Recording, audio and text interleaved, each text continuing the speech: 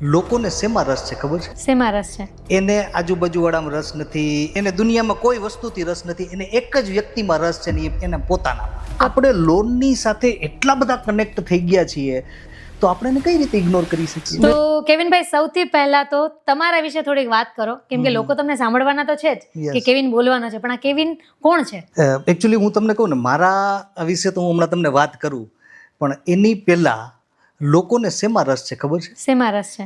એને આજુબાજુવાળામાં રસ નથી, એને એને એને એને દુનિયામાં કોઈ વસ્તુથી રસ નથી, એને એક જ વ્યક્તિમાં રસ છે ને એના પોતાનામાં. પોતાનામાં. આપણે કોકના લગ્નનો આલ્બમ ચાલુ કરીએ ને તો કઈ જગ્યાએ આવીને ઊભા રહી? જ્યાં પોતાના ફોટોસ અને વિઝ્યુઅલ્સ છે. એક્ઝેક્ટલી આપણો વિડીયો હોય તો ત્યાં આપણે ચોંટાડીએ. જી. તો જે આપણા ડિસ્કશનને સાંભળશે તો એને શું વેલ્યુ મળશે, એને શું બેનિફિટ મળશે ને એની પહેલા વાત કરીએ. અને પછી હું કહું કે ભાઈ ઠીક છે, કઈ રીતે એમાં એક્ઝેક્ટ એના ડિટેલમાં આપણે ઉતરી શકીએ.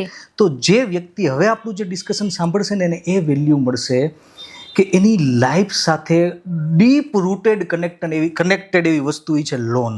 આપણે એમ લાગે કે લોન એટલે આપણે ભાગીએ. આપણે તમે કીધું લોન ઇઝ ઇક્વલ ટુ ન લો. આપણા વડવાઓ કહેતા એ સાચા હતા, પણ આપણી લાઈફ સાથે તો એ ડીપલી કનેક્ટેડ છે. મકાન લેવું હોમ લોન, કાર લેવું કાર લોન, ભણવા છોકરાને મોકલવો એજ્યુકેશન લોન, બરાબર, મેરેજ આવી ગયા પર્સનલ લોન, ધંધો ચાલુ કરવો એમએસએમઈ લોન.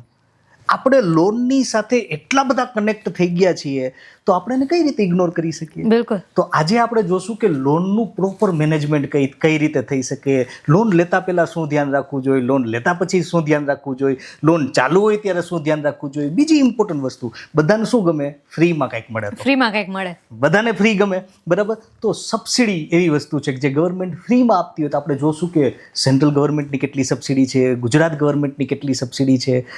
આપણે એ જોશું કે કોઈ વ્યક્તિ માની લો કે ડિફોલ્ટ થઈ જાય, આપણે કેમ દેવાળું ફૂકી દીધું, તો એને જોવાનો બેંકનો દ્રષ્ટિકોણ શું છે, સિબિલ સ્કોર શું છે. આ બધી વસ્તુ એવી છે કે એઝ અ ફિનાન્શિયલી લિટરેટ વ્યક્તિ તરીકે આપણે જાણવી જરૂરી છે. જો આપણે જાણીએ ને તો હંમેશા કહેતો હોય કે આનો વેલ્યુ, આનો પાવર એ છે કે લાખો કરોડો રૂપિયાનો બેનિફિટ થતો હોય. આ ખાલી વાત એવી નથી કે જોઈ લીધી ને સાંભળી લીધી ને મજા આવી ગયા. મજા તો ઠીક છે, મજા તો આવે, પણ મજા કરતા આપણા ફાઇનાન્સીસને ડાયરેક્ટ ઇમ્પેક્ટ કરે છે. તો આ બધી વસ્તુઓ ડિસ્કસ કરશું. 100%. તમે જે સંક્ષિપ્તમાં જે વાતો કરીને બધી, એનાથી લાગ્યું કે માણસો કેટલી બધી વસ્તુઓથી ઘેરાયેલા છે, નહીં? એની પાસે કેટલી બધી સુવિધાઓ છે, પણ એ સુવિધાનો લાભ કઈ રીતે લેવો એ વ્યક્તિ થોડોક કામ જાણી શકતો નથી. હવે જેવી રીતે તમે વાત કરી, આપણે પહેલા પ્રશ્નથી જ શરૂઆત કરીએ કે લોકો, તમે એમ કહ્યું કે કાર લોન છે, ઘર લોન છે, પર્સનલ લોન છે, ભણવા માટેની એજ્યુકેશન લોન છે. હવે લોન અને સાથે જ બીજી કઈ કઈ પ્રકારની લોન હોય છે? લોન છે ને અનેક ટાઈપની લોન્સ હોય છે, બરાબર. જેવી રિક્વાયરમેન્ટની ટાઈપની લોન. મેજોરિટી કેસીસમાં બ્રોડલી આપણે જોઈએ ને દેશી રીતે સમજવું હોય તો બે જાતની લોન હોય. એક તો પ્રોપર્ટી વાળી લોન અને બીજી પ્રોપર્ટી વગરની લોન. એક એવું કે જેમાં તમે પ્રોપર્ટી આપો અથવા કોઈ પણ વસ્તુ આપો કે જેને બેંક હાઇપોથિકેટ કરે, જેને મોર્ટગેજ કરે, ગીરવે મૂકે દેશી ભાષામાં, એની સામે લોન આપી દે. જેમ કે હોમ લોન છે, મોર્ટગેજ લોન છે, એમએસએમઈમાં પણ ઘણી બધી લોન છે. બીજી અનસિક્યોર્ડ કે જેમાં તમારે કોઈ પ્રોપર્ટી આપવાની જરૂર ન હોય. બેંક તમારા ફાઇનાન્સીસને સ્ટડી કરે, બેંક તમારા જોવે કે ભૂતકાળમાં તમે શું શું કામ કરેલું છે, બેંક તમારા પાસ્ટના ટ્રેક રેકોર્ડને જોવે અને પછી એમ કે ઓકે ઠીક છે, તમને આપીએ લોન, કે તમારે પ્રોપર્ટી આપવાની જરૂર નથી. એટલે બ્રોડલી આ બે ટાઈપની લોનમાં આપણે ડિવાઈડ કરી શકીએ લોનની કેટેગરીઝને. બિલકુલ.